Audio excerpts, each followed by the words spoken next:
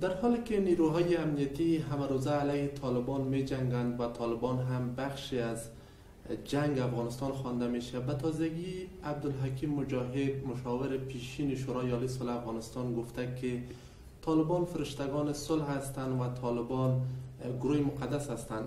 ریاست جمهوری افغانستان هم واکنش نشان داده و گفته که به هیچ کس اجازه نمیده که با استفاده از آزادی بیان کسانی که قاتلان مردم افغانستانند فرشتگان صلح خطاب شوند.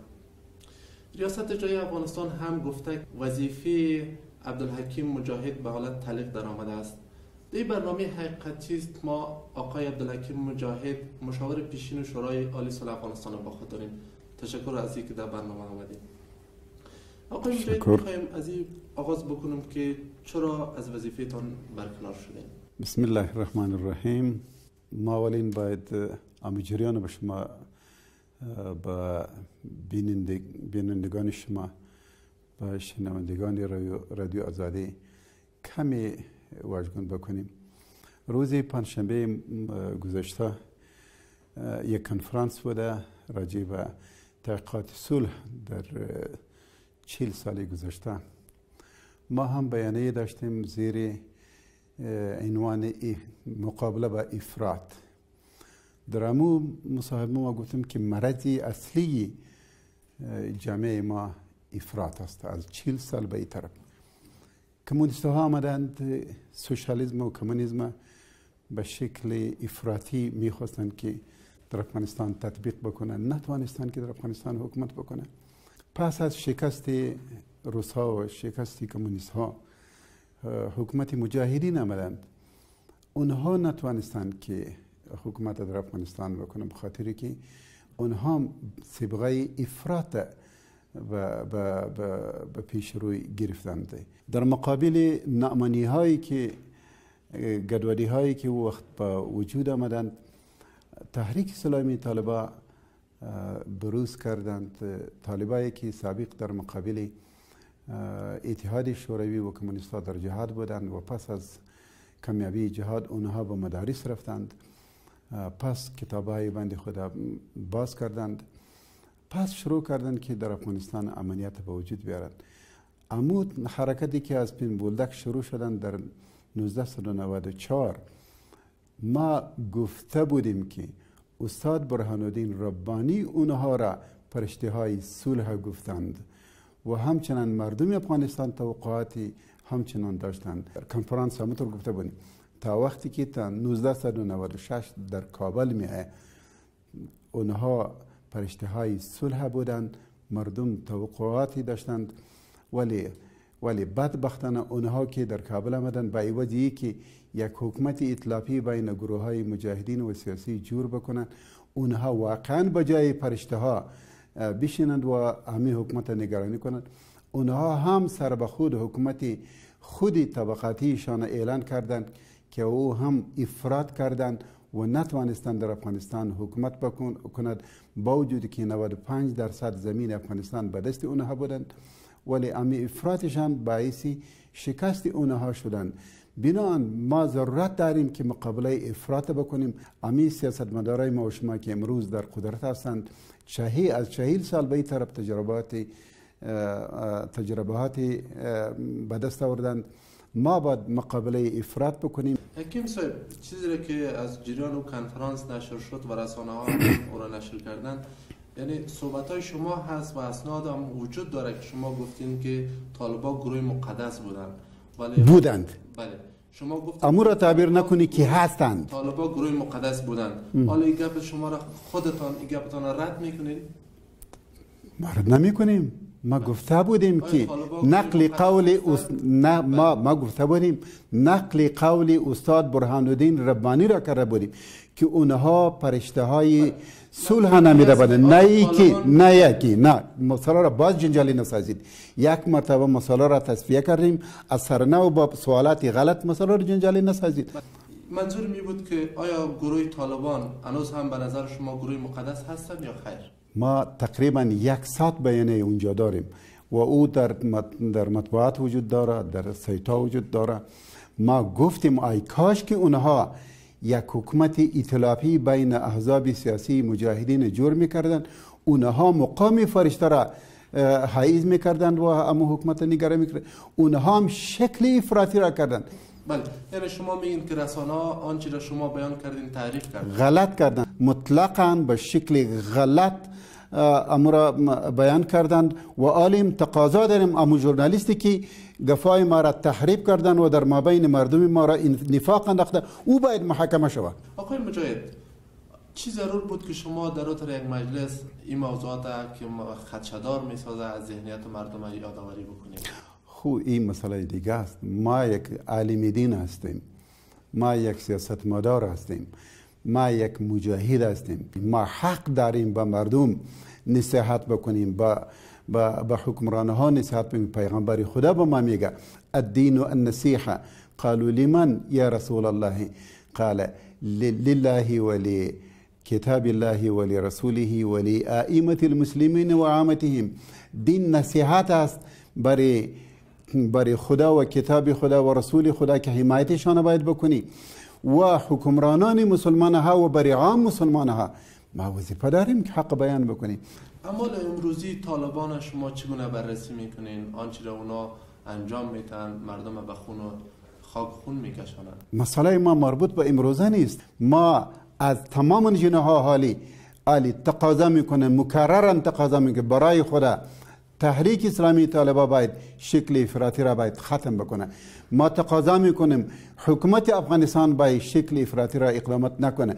ما تقاضا میکنیم سیاستمداری که به نام جهاد به نام سیاست در افغانستان امتیاز میگیرد شکل افراطی را از بین ببرد.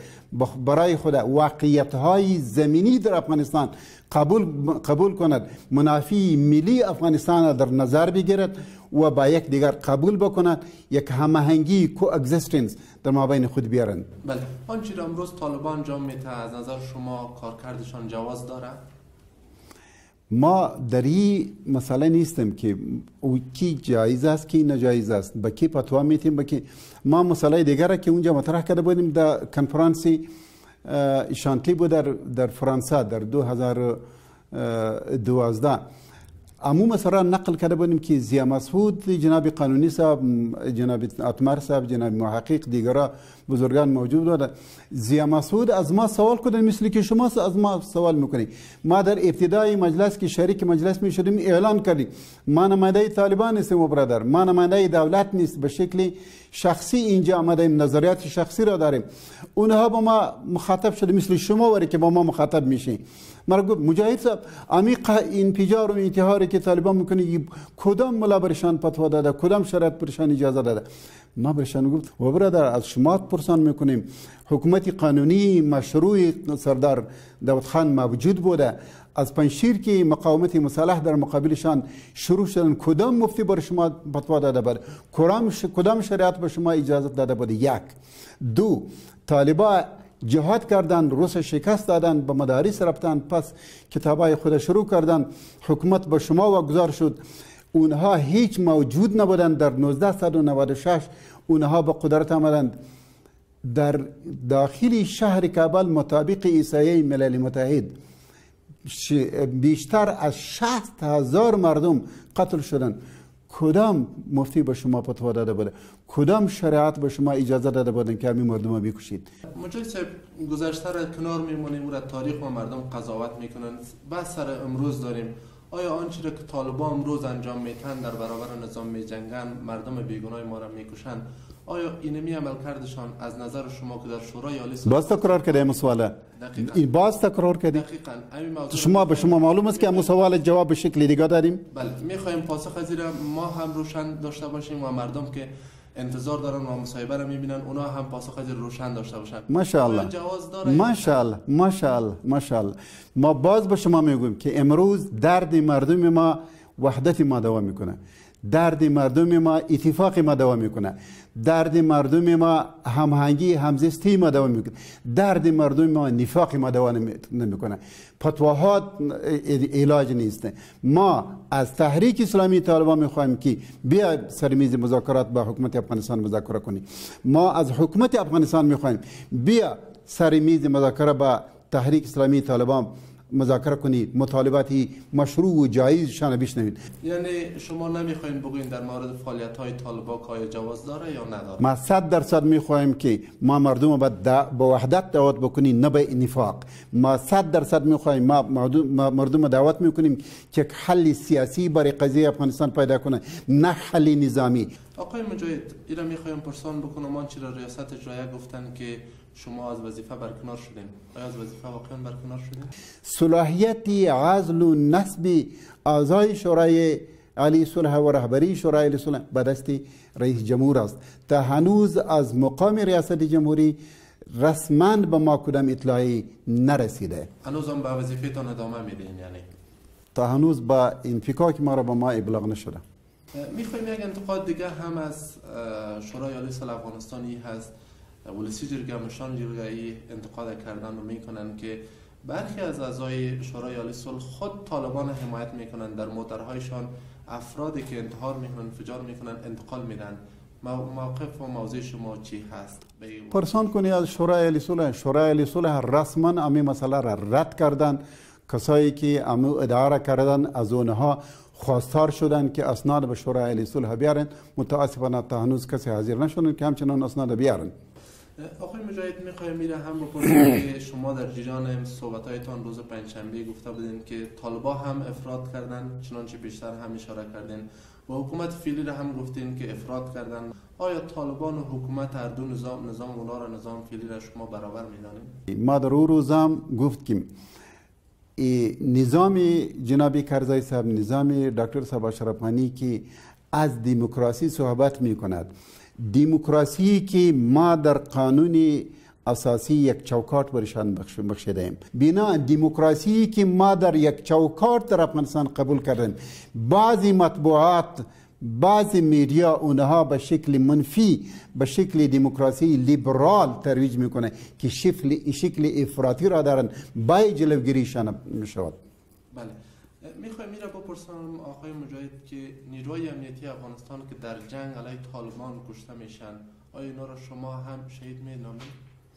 هر افغانی که در افغانستان شهید میشه ما او را شهید مینامیم و قربانی که به هر طرف برای مردم افغانستان و استقرار در افغانستان و برای صلح افغانستان است برای ما قابل قدر هستند. بله، شما گفتین هر افغانی که در افغانستان کشته میشن شهید هستند. طالبان هم جز خاک افغانستان هستند، اونا هم افغان هستند. اگر اونا هم در خاک کشته میشن، اونا هم شهید هستند. ما تماما فعالیت های